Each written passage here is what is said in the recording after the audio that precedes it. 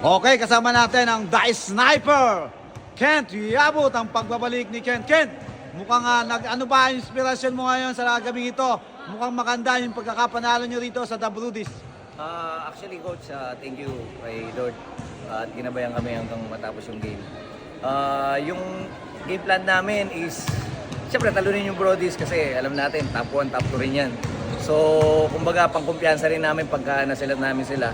And siyempre, inahabol namin yung top 2 dun sa standing. So, at least kung makuha man namin, makapasok kami sa semifinals. Kaya pinus talaga namin. Eto, triple tie po ang ating GND Brudis and the one trading. Malalaman natin kung sino magiging top 2 sa kanila. Kanina sa laban ninyo, kanina mukhang talagang ipinakita mo yung isang bangis ng dating Dice Sniper na nawawala ngayon. Bumabalik. Ano ba ang preparasyon ginagawa mo ngayon? Actually, Coach, siyempre, inaalagaan natin yung tuhod natin. So, galing ako sa injury, kaya ang hirap bumalik. So, ngayon, tinatry ko na maging 100% para maibalik ko yung kumpiyansa ko and makatulong din sa team. At isa po sa mga player ng Dubai na lalaro sa Inter GGC, ang Dice Sniper, Kent Yabud. Okay, Kent, bati ka muna.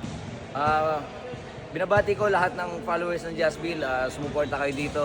And sa lahat ng family ng One Trading, sa lahat ng supporter namin, Boss JB, tsaka ang coach namin si Coach Paul, Diego, and sa lahat ng mga pamilya namin, lalo asawa ko at mga anak ko sa Sabrina Sigab, and family ko dyan sa Pilipinas. Shoutout sa inyo lahat. Love you all.